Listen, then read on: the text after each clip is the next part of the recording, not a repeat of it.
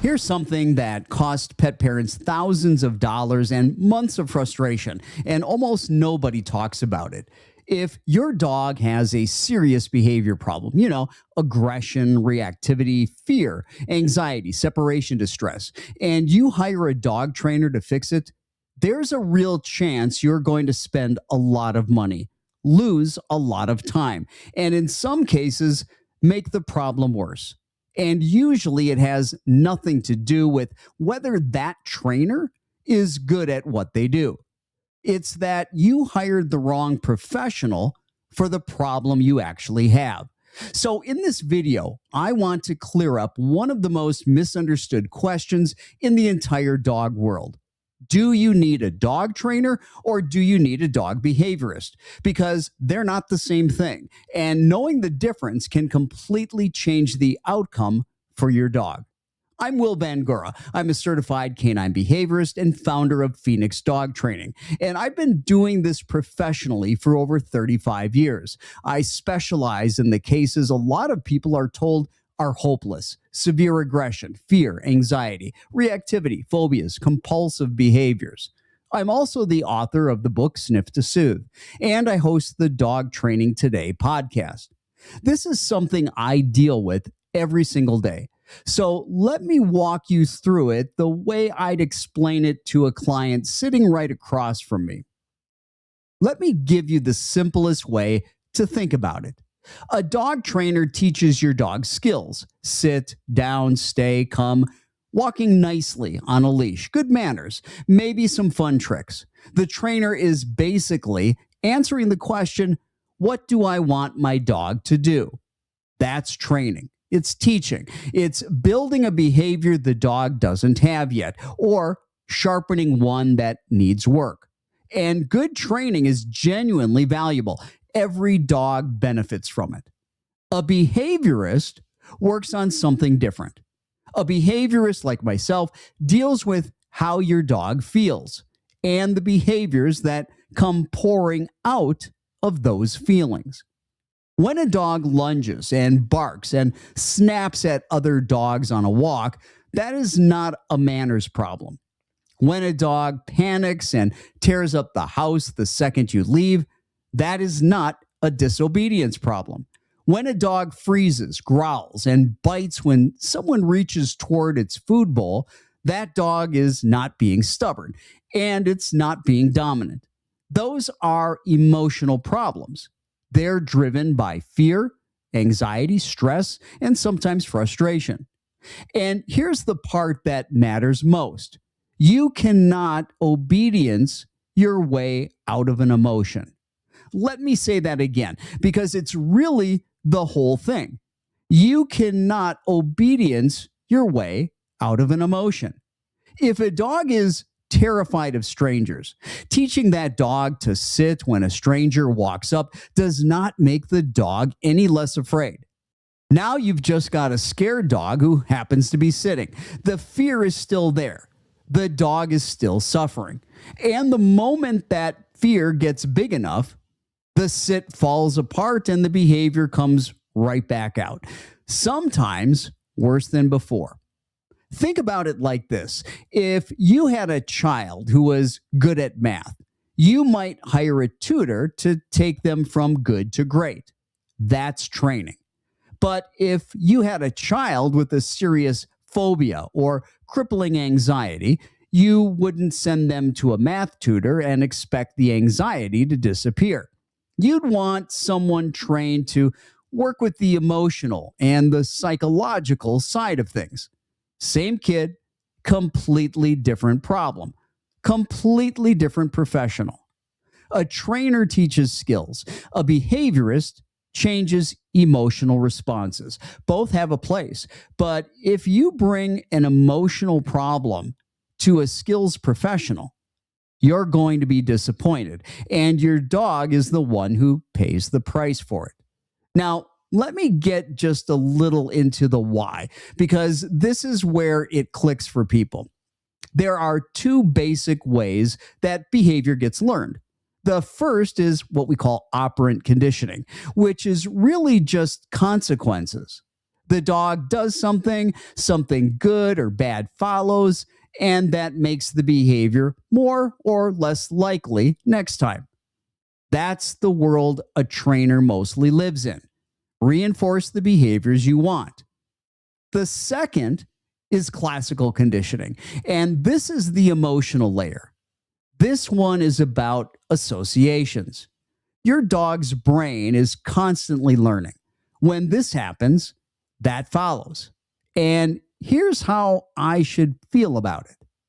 It's why your dog gets excited the second you pick up the leash, or anxious the second you grab your keys. Nobody trained that.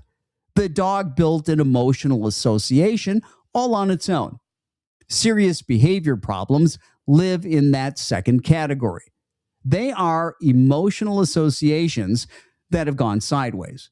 So to actually fix them, you have to change the underlying emotion, not just paper over the surface behavior. And that's done through a real structured process, a functional behavior assessment to figure out what's actually driving the behavior in the first place. Careful management so the dog isn't constantly rehearsing the behavior and conditioning and habituating the emotions even more. And then systematic desensitization and counter conditioning to gradually, safely change the way the dog feels. When you change how the dog feels, the behavior changes with it, and it lasts. Suppress the behavior with corrections without changing the emotion, and all you've done is sit on top of a problem that's going to resurface. So, why does any of this matter to you? Practically, well, a few reasons. First, time and money. If you spend 6 months and a pile of cash on obedience classes for a dog whose real issue is fear-based aggression, you haven't solved anything. You've just delayed real help. And behavior problems almost always get more entrenched the longer that they go unaddressed. Second, and this is the big one, safety and welfare. This is where it gets serious. A lot of pet parents, when basic obedience doesn't fix an aggression or reactivity problem, get talked into using aversive tools, shock collars, prong collars, choke chains. And I want to be very clear and very direct about this because there is a mountain of misinformation out there. Here's the logic, and honestly, it's almost impossible to argue with. Either that tool is aversive, meaning that it works by causing pain, fear, or discomfort, or it isn't. If it isn't unpleasant to the dog, then it can't change the behavior. So why are we using it? And if it does change the behavior, it's because it is unpleasant enough to shut down what the dog is doing. There's no third option here. If the tool works, it works because it's an aversive.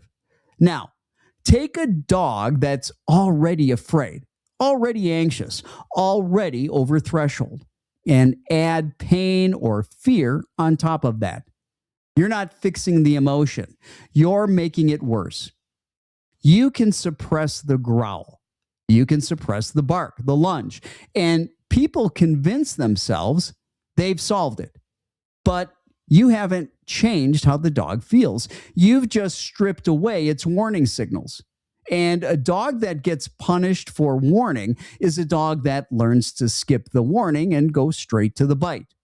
That right there is how you end up with a dog that supposedly bit with no warning.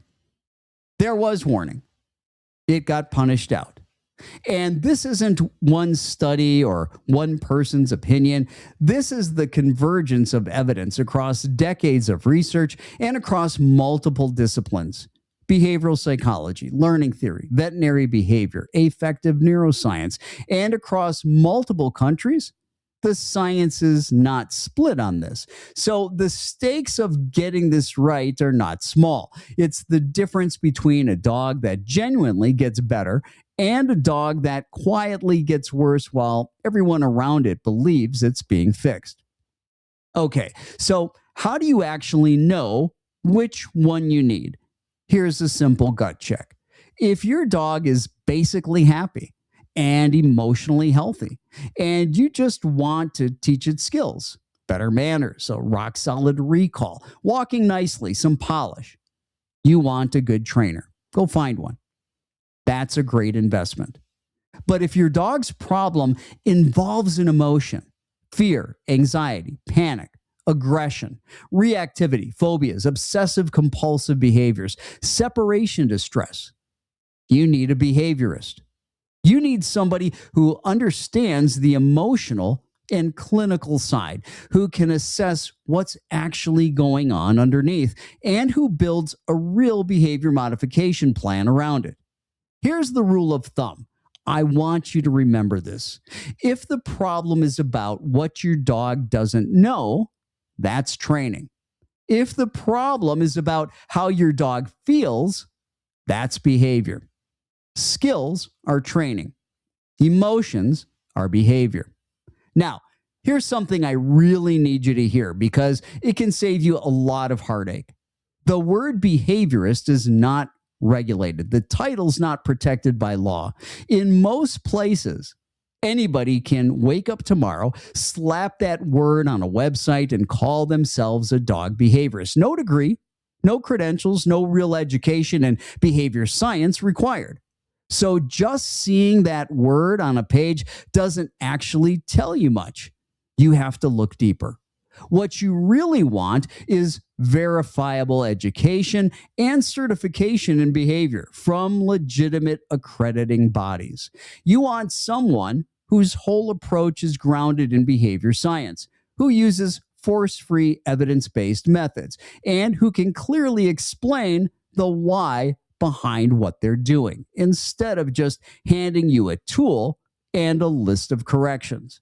If somebody's main answer to fear or aggression is a shock collar or a prong collar, that tells you that they don't understand the emotional mechanisms, and I'd keep looking. This is exactly the work I do. I'm a certified canine behaviorist with over 3.5 decades in this field, and aggression, fear, anxiety, and reactivity, well, those are my specialty. I work with pet parents here locally in the Phoenix and Mesa area and throughout Arizona. And I work with people virtually all over the country. And here's the genuinely good news in all of this. Even the cases that feel hopeless, the aggression, the severe fear, the dog you've been told to just give up on, very often, these dogs can get dramatically better once they finally get the right kind of help. So if you're watching this and something I said hit home, if you've got a dog struggling with fear, anxiety, reactivity, or aggression, and you've realized that what you actually need is a behaviorist and not just another round of obedience, I'd love to help you. You can reach out and schedule a behavior consultation over at phoenixdogtraining.com. And I'll drop the link right below this video. We can work together whether you're local to Arizona or anywhere in the country. And if you found this helpful, do me a favor and hit subscribe, because I put out content like this all the time to help you understand your dog and solve these problems the right way, with science, with compassion, and without pain or fear. Remember this, your dog isn't giving you a hard time. Your dog is having a hard time. And once you really understand that, everything changes. I'm Bangura. Thanks for watching, and I'll see you in the next one.